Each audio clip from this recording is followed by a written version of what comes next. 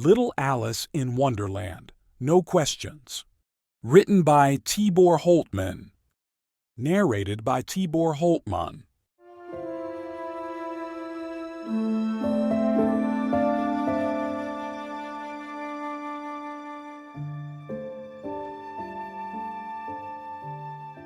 Ah, there they are, our friend Alice and the unusual caterpillar.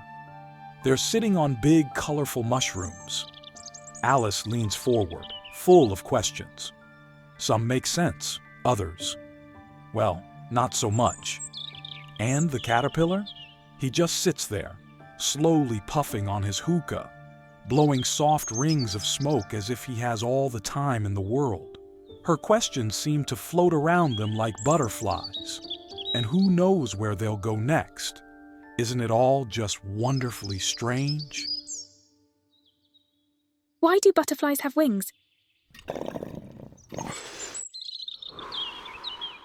Well, if they didn't have wings, they'd still be caterpillars, wouldn't they? And if a caterpillar can become a butterfly, why can't a butterfly turn back into a caterpillar? Well, perhaps it's because once it's tasted the sky, the earth no longer feels the same. So it can only go forward? Precisely. Some things, my dear, are meant to grow without looking back. If I keep asking, shouldn't I eventually understand everything? Not necessarily. Some things can be understood without being asked. Other things can be asked, but will never be understood. All right, what if I want to know about everything? What's the best question for that? Well, my dear, I am quite tired of questions today. So let's make a little bargain, shall we? A bargain? Yes. If you can spend an entire day without asking anyone a single question, not even one, I shall tell you the answer to, well, everything. An entire day without any questions at all? Only one day. If you can manage it, then perhaps you'll find that answers are not as far away as you think. But how will I... Ah, you see? It might be trickier than it sounds, but try, and you just might be surprised by what you discover. All right, I accept. Today, not a single question from me. Then we'll see if silence leads you to the answers you seek.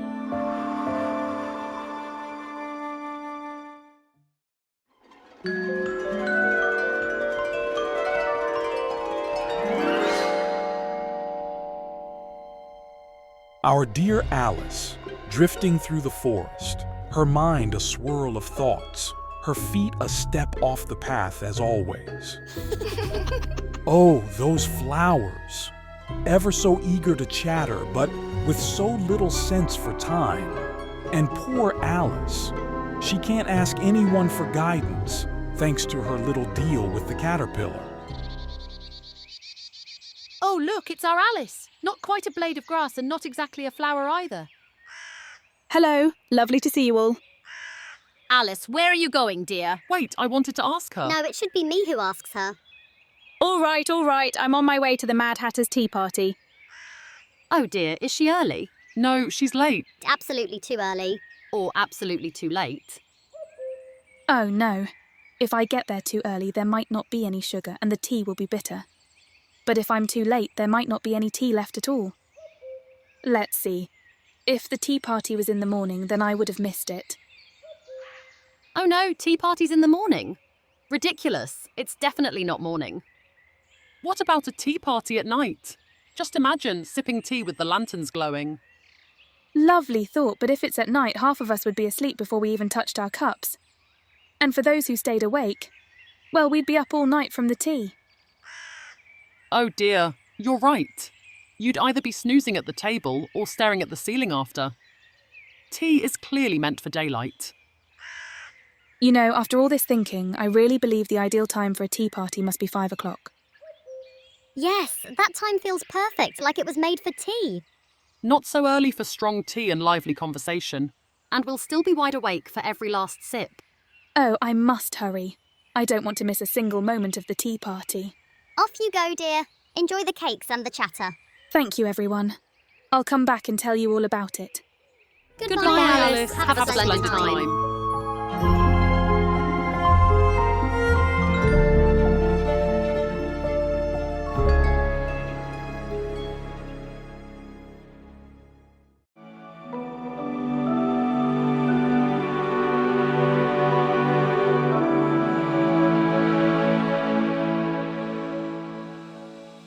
Look over there. Our friend Alice and the timid little mouse. Caught up in the charm of a curious tea party. Alice lingers between the clinking sugar cubes and the gentle bitterness in her teacup. And the mouse? He's gazing into his cup as if it holds the secrets of the universe. His tiny face turned up toward Alice with a hopeful, almost pleading look. All around them, everything comes alive. Teapots whistling, saucers gleaming, and isn't it all delightfully peculiar? In this whimsical world of tea and tiny wonders, who knows what secrets might be stirred up next? Alice, would you mind adding some sugar to my tea? Just the usual amount. Sure. Goodness, this tea is like it just had a terrible breakup with the sugar. It's left with nothing but bitterness. I could use a bit more, you know. Here you go. Now we're getting somewhere. Though it's a strange mix of bitter and sweet. Quite like a dose of reality, wouldn't you say? But perhaps just a touch more sweetness? Here's to sweetening your reality. Just right. And did you know, Alice, how tea proposes to sugar? Not a clue. Will you spoon with me? Now, which hat do you think suits the evening best? Black with a red bow or red with a black bow? Red with the black bow. It's far more suited, wouldn't you say? Absolutely. Red's the right choice. A touch daring, just like the evening itself. Red it is, then. Indeed, red for the bold. Now, shall we go together or meet there? Oh, together, of course. Oh, no, Alice. Much better to meet there. Adds to the suspense, you know. Yes, yes. Imagine the grand reveal of each arrival. Everyone who's anyone will be there after all. Precisely, Alice. Everyone has to be there. Yes, I suppose meeting there does sound delightful. Just imagine the lights, the music floating through the hall. Quite a sight, I'd wager. And everyone dressed in the finest. All in matching colours. It'll be grand. Sounds simply wonderful. Just make sure to wear your dancing shoes, dear. Oh dear, we really must get going, everyone. If we don't prepare, we'll be late, and we all know what that means. Best not to linger when, well, she expects us. Quite right. Hats on, spine straight, and not a single minute wasted. I suppose I'd best hurry too, then. See you there, Alice. And don't be late.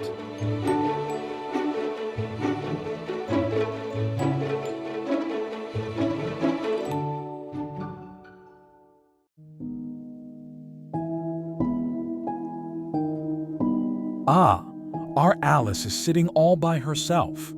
Perhaps I should go over there and keep her company. Hello, Alice. It's been far too long, hasn't it? Oh, hello. Yes, it has. And why so glum? The tea table doesn't often get such a long face. Well, I made a bet with the caterpillar not to ask anyone anything for an entire day, and I'm actually doing quite well. But everyone's gone off somewhere, and I have no idea where to go, when to be there, or even what to wear. So, since you couldn't ask anything, you must have been listening closely, yes? I listened very carefully, but it didn't seem to help. I didn't learn anything useful. Oh, didn't you? Tell me, did anyone mention clothing? Well, the rabbit did say that everyone must wear the same colour, and the Mad Hatter decided on a red hat. So the colour must be red. See, you're figuring it out. Very good, Alice. Now, Did anyone happen to mention what might be happening this evening? Yes. The mouse said I should wear dancing shoes, so there must be music, and he mentioned a grand hall. The only place I can think of with a hall like that is the Queen of Hearts Castle, which makes sense with all the red. Excellent listening, Alice. Now just one last question remains. When exactly is this grand ball? If no one's here, that means I must be late. It's now. I need to get changed and hurry over. Smart girl. Best of luck, Alice. May you make it just in time.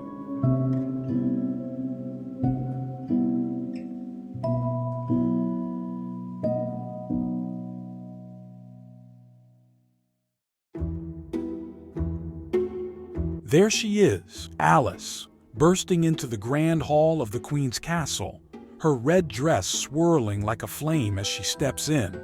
The room is a sea of crimson, with guests clad in every shade of red imaginable, yet not a single foot moves in a dance. Instead, an uneasy silence thickens the air, every gaze firmly locked on the Queen of Hearts, who stands at the center like a storm barely contained, her expression teetering between irritation and impatience. Alice's entrance goes unnoticed, a small spark of rebellion in a room full of still, fearful obedience. Isn't it deliciously tense? Who knows what might ignite next? Answer me. Who among you knows the answer? If no one answers, I shall have every single one of your heads. I would answer if I only knew the question. But I can't ask anyone, or I'll lose my bet with the caterpillar. Hatter, come here at once. Answer me. I truly don't know, my queen. I swear it. Liar! If I win this bet, I'll know the answers to everything. Even how to turn back time or how to sew the Hatter's head back on. This is your final chance, Hatter. Tell me now. I would never lie to you, my queen. I swear I truly don't know. That's enough. Off with his head. Wait, what's the question? Alice, you've saved me. My dear head will stay exactly where it belongs. The question, Alice, was simply, where is Alice? You were the last one missing, and now that you've arrived, the ball may finally begin. Music!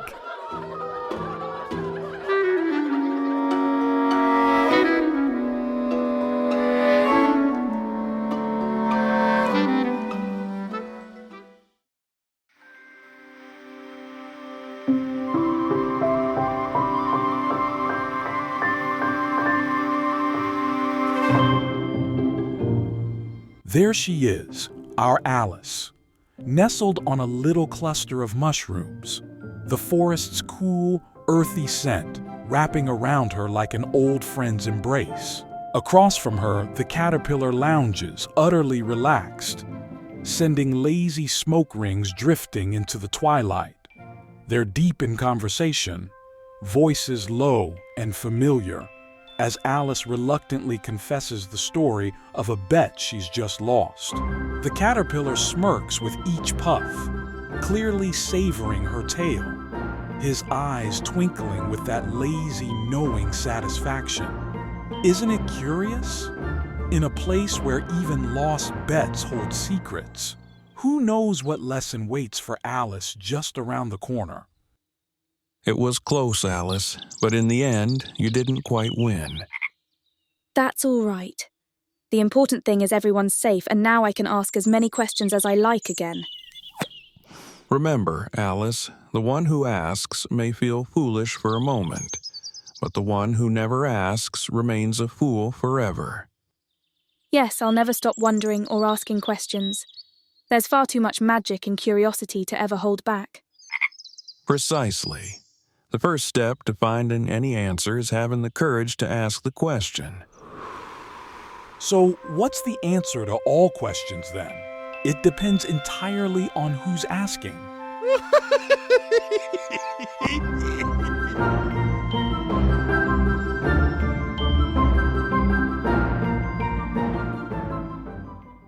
This has been Little Alice in Wonderland. No questions. Written by Tibor Holtman. Narrated by Tibor Holtman.